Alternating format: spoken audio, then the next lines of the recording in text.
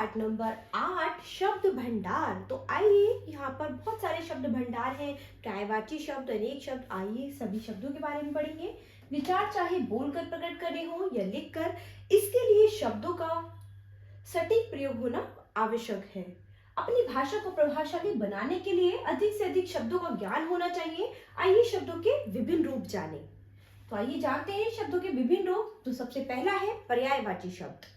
तो पर्यायवाची शब्द कौन से होते हैं? लगभग एक समान अर्थ देने वाले शब्द पर्यायवाची शब्द कहलाते हैं।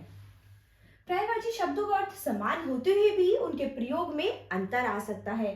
जैसे हम गर्मियों में पर्वतारोहण के लिए गए, वहां हम ऊंचे ऊंचे पहाड़ों पर घूमे, हमने गिरिराज हिमालय के दर्शन किए।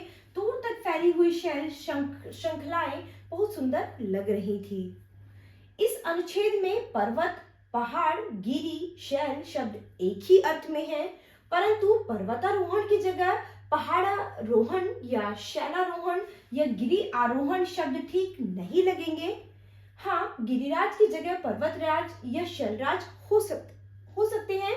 इसके अलावा यदि सब जगह पर्वत शब्द का प्रयोग होता है तो भी भाषा सुंदर नहीं लगती। स्पष्ट है कि पर्यायवाची शब्दों का प्रयोग भाषा को सुंदर और प्रभावपूर्ण बनाता है, परंतु इसके लिए शब्द का सटीक प्रयोग होना चाहिए। ठीक है, इसके लिए शब्द जो है वो सही प्रयोग होना चाहिए, तभी आपका शब्द जो है वो सही माना जाता है। कुछ पर्यायवाची शब्द यहाँ पर दिए गए हैं, तो आइए इनको पढ़ते हैं। जैसे कि शब्द है हमारे पास आंख, तो आंख के और पर्यायवाची शब्द क्या हो सकते हैं? नेत्र, नयन, लोचन। सबका अर्थ क्या होगा? आंख। सबका अर्थ समान है, लेकिन पर्यायवाची शब्दों में आप अलग अलग शब्दों का इन्हें प्रयोग कर सकते हैं। आकाश, आकाश को आप नभ, गगन, व्योम, अंबर कुछ भी बोल सकते हैं। अग्नि, तो अग्नि के पर्यायवाची शब्द होंगे आग, अनल, पावक, दहन, वहनी। ठीक है। अमृत, पीयूष, सुधा, अमेय। पहाड़, पर्वत, शैल, गिरी, नग। पुष्प, कुसुम, सुमन, फूल, प्रसून। तो इसी तरह यहाँ पर और भी बहुत सारे शब्द दिए गए हैं और उनके पर्यायवाची शब्द दिए गए हैं, तो ये आप अपने अभ्यास में पढ़ेंगे और इन पर्यायवाची शब्दों को याद करेंगे। इसके बाद है विलोम शब्द। परस्पर उल्टे अर्थ देने वाले शब्द या विपरीतार्थक शब्द कहलाते हैं। मुझे पुराने नहीं नए डिजाइन का कोट लेना है, यहाँ पुराने और नए शब्द एक दूसरे का उल्टा अर्थ दे रहे हैं, इन्हें विलोम शब्द या विपरीतार्थक शब्द कहते हैं। यानी वो शब्द जो अपना बिल्कुल उल्टा अर्थ प्रकट करें, वो आपके क्या होते हैं? विलोम शब्द। तो आइए यहाँ पर कुछ विलोम शब्द दिए गए हैं, इन शब्दों को पढ़ेंगे। अनुराग, विराग, लाभ, हानि।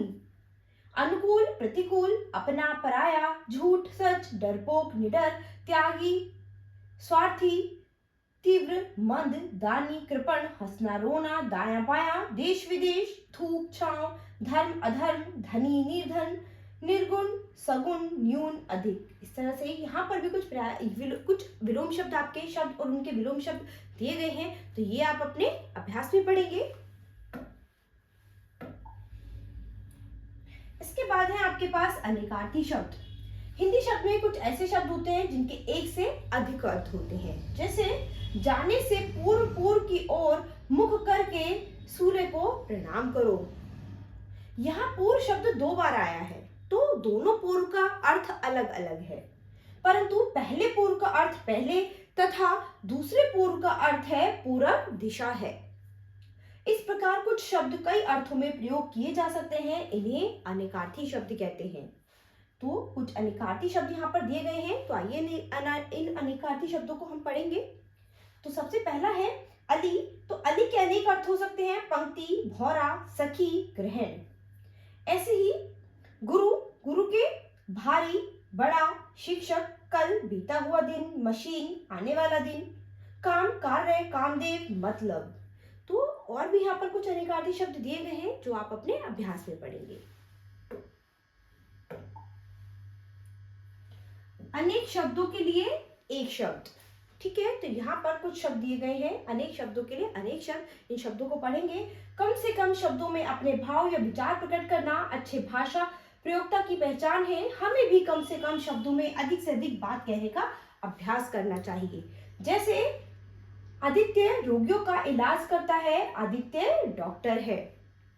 तो यहाँ पर आपने इस बात को बहुत ही बढ़ाकर लिखा है, और इसी को अगर हम कम शब्दों में लिखना चाहें तो रोगियों का जो इलाज करता है उसको क्या बोलेंगे? डॉक्टर। तो यहाँ पर हम ये भी लिख सकते हैं कि आदित्य डॉक्टर है।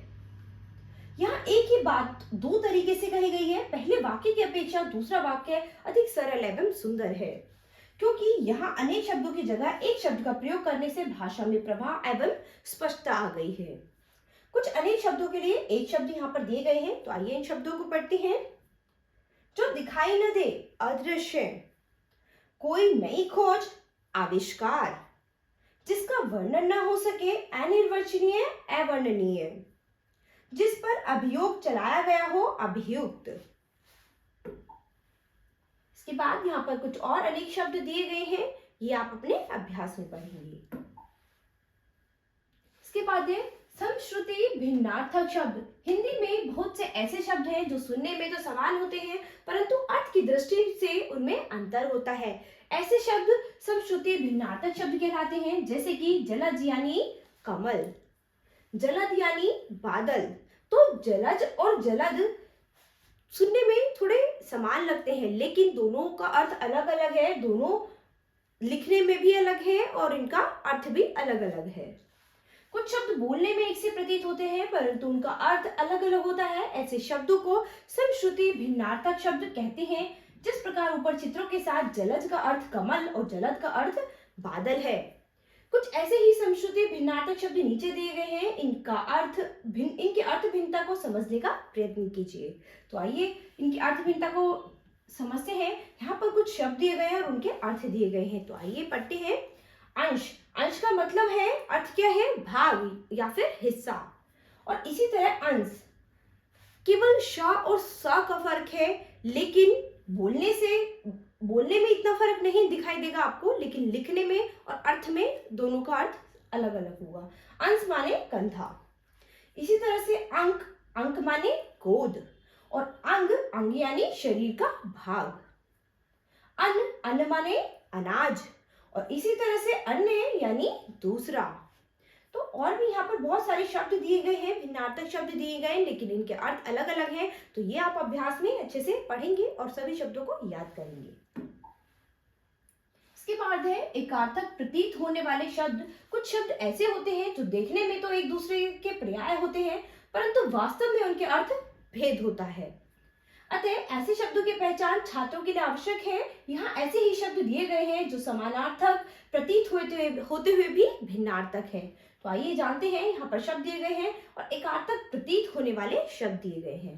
पढ़ते हैं। ईर्ष्या यानी किसी की उन्नति से जलना, और इसी तरह स्पर्धा, किसी को देखकर स्वयं उन्नति के लिए होड़ करना। आदि यानी मानसिक पीड़ा, और व्याधि यानी शारीरिक पीड़ा।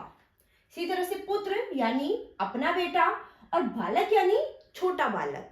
तो यहाँ पर और भी कुछ शब्द दिए गए हैं एकार्थक प्रतीत होने वाले शब्द, तो ये आप अपने अभ्यास में पढ़ेंगे।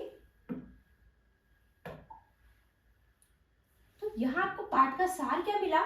समान अर्थ देने वाले शब्द पर्यायवाची शब्द कहलाते हैं, विपरीत अर्थ देने वाले शब्द विलोम शब्द कहलाते हैं, और कुछ शब्द सुनने में एक जैसे लगते हैं परंतु भिन्न होते हैं, तो ये भिन्नार्थक शब्द कहलाते हैं। तो बच्चों, यहाँ पर आपने शब्द भंडार के बारे में पढ़ा है, पर्यायवाची शब्द, विलोम शब्द, अनेकार्थी शब्द, श्रुति शब्द, भिन्नार्थक शब्द, ठीक है। तो इन सभी के बारे में आप अभ्यास में एक बार फिर से पढ़ेंगे और सबके बारे में अच्छे से जानेंगे। तो बच्चों, ये पाठ हमारा यही खत्म होता है। अब हम अपनी नई क्लास में मिलेंगे अपने नए पाठ के साथ। धन्यवाद।